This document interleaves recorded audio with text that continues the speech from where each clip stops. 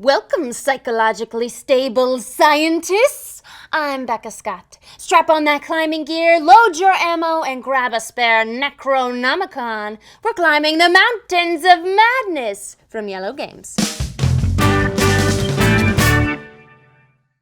Loosely based on the mind-bending work of H.P. Lovecraft, this co-op ascent into insanity pits 3 to 5 explorers against an ancient Antarctic alien anomaly. Setup features lots of exciting and maddening components. A mountain board placed center. Shuffled encounter tiles placed face down in their labeled spaces with the remainders back in a box. A face-up injury deck, arcane equipment deck, and relic deck. A shuffled equipment deck. 3 levels of madness cards, shuffled separately, 1, 2, and 3. Each player then receives a player board representing their character and game aid. A number of equipment cards per player, that's 5 for 3, 4 for 4, or 3 for 5. A madness card depending on the number of players. And finally, a number of injury cards per player are dropped face up into the equipment discard pile. The player who most recently reached the summit of a mountain assumes the leader role, taking the sled board with these 6 leadership tokens and the airplane figurine. Gameplay happens over 5 phases: movement, encounter, resolution, draw, rest. Optional. In the movement phase, the leader of the round decides which direction to move the expedition. During the first round, the team of players can decide which space to explore on the first level of the mountain, but the leader has the ultimate decision-making power! In subsequent rounds, the airplane can move to any adjacent space, but they must move once each round. Once the airplane is placed on a space, that tile is set in front of the leader, face down. If the airplane is placed on a space with no tile because the expedition has already explored there, the requirements on the space itself become the challenge. The encounter phase begins as soon as the encounter tile is flipped. Immediately turn over that sand timer and players now discuss how to tackle the listed challenge. However, from this moment on, all players with a madness card must obey the effects of the card and play accordingly. Madness cards are nuts. They force you to speak or act in certain ways that limit communication during the encounter phase. However, you can never discuss your madness with other players, and after the encounter phase ends, you must act like you don't recall acting strangely at all. Icons on the encounter tile list 2 or 3 challenges represented by equipment symbols like these. We've got crates, tools, weapons, and books. Below each symbol is a number or range of numbers called the challenge value, the total quantity of equipment needed to beat that challenge. So here's the catch. During the game, equipment cards in your hand must remain a secret, except during this encounter phase when your madness card also takes an effect. You can communicate however you wish while the sand timer is still running, but the text on the madness card overrules all the other cards. At any time during this phase, any player may play equipment cards face down onto the sled board, but as soon as they do, all communication must cease. No more talking! All players can continue to place cards on the sled until the sand timer expires, but should they speak while communication is forbidden, 1 leadership token must be discarded from the sled board. Don't do it, everybody's gonna be mad at you. More about those tokens later. As soon as the sand timer runs out, the resolution phase begins. The leader will reveal all of the cards on the sled board and compare them to that turn's challenges. If the total value of the matching equipment symbols equals or falls within the range of a challenge value, the challenge was a success.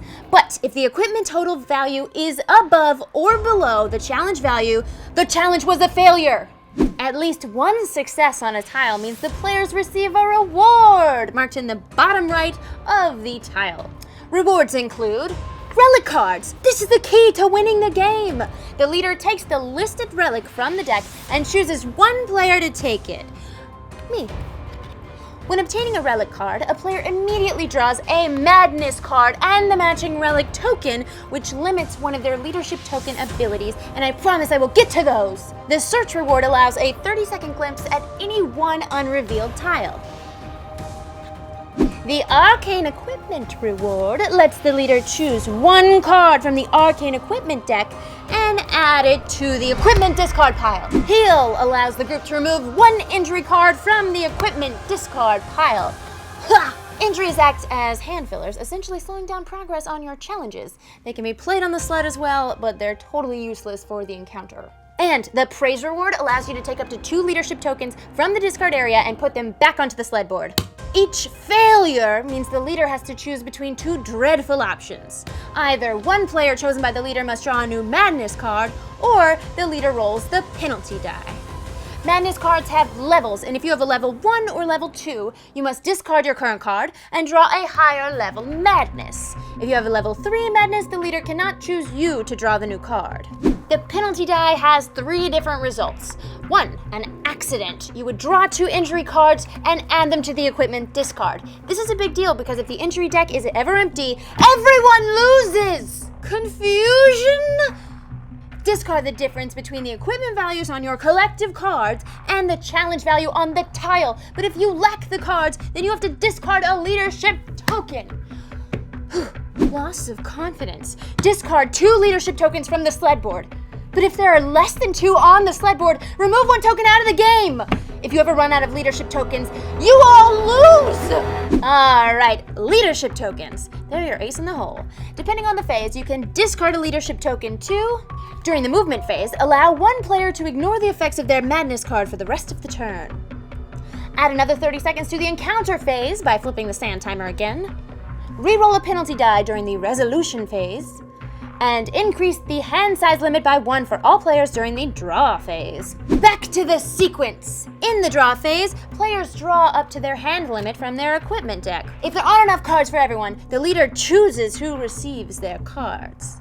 Lastly, the optional rest phase can be purchased for 1 leadership token if you've got it left, and allows the expedition to move any leadership token still in the game back onto the sled board. Additionally, the equipment discard pile shuffles back into the equipment deck.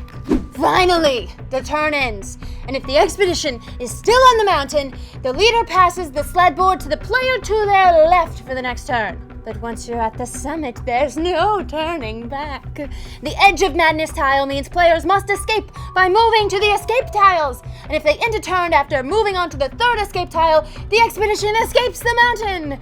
And possible victory. However, the group only wins if the relic cards in your possession outnumber the injury cards in the equipment deck, equipment discard, and all the players' hands combined. One way to win, many ways to lose. Your mind.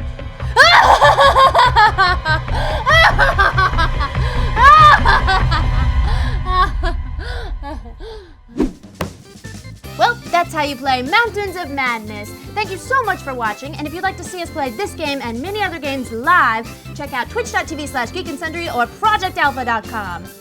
Try not to go insane.